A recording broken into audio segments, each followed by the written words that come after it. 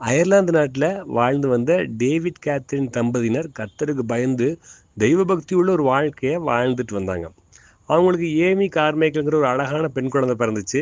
Catherine தன்னுடைய மகளுக்கு சின்ன வயசுலேருந்தே விசுவாசத்தை போதிச்சு, ஏமி நீ எந்த காரியத்துக்காகவும் நீ கடவுளை நோக்கி ஜெபம் பண்ணு, ஏசப்பா உனக்கு அதை கொடுப்பாங்கன்னு சொல்லி அவங்க இளம் வயதிலேயே அவங்க உள்ளத்தில் பதிய வச்சுருந்தாங்க. சிறுமி ஏமிக்கு பார்த்தீங்கன்னா மற்ற குழந்தைகளை போல நீல நிற கண்கள் இல்லை, மாறாக பழுப்பு நிற கண்கள் தான் இருந்துச்சு. அதனால் ஏமியுடைய மனம் ரொம்ப சோர்வடைஞ்சுது.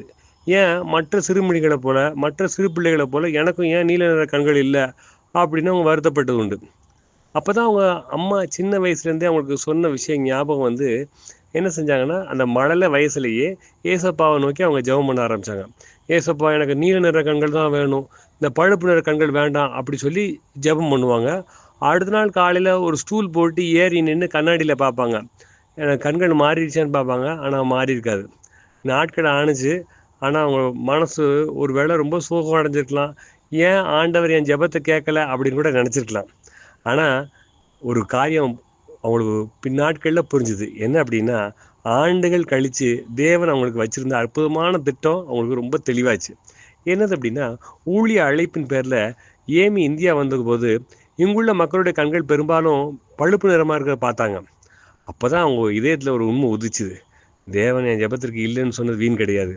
இங்குள்ள மக்களோடு நான் ஒன்றரை கலந்து வாழ்கிறதுக்காக நான் தாயின் வயிற்றில் எங்கள் அம்மா வயிற்றில் நான் இருக்கும் பொழுதே கடவுள் எனக்கு நீல நிற கண்களை கொடுக்காம பழுப்பு நிற கண்களை கொடுத்து என்னையே முன் குறிச்சிருக்கிறாங்க அப்படிங்கிற உண்மையை உணர்ந்து ஆண்டவருக்கு ரொம்ப ரொம்ப ரொம்ப நன்றி செலுத்துனாங்க.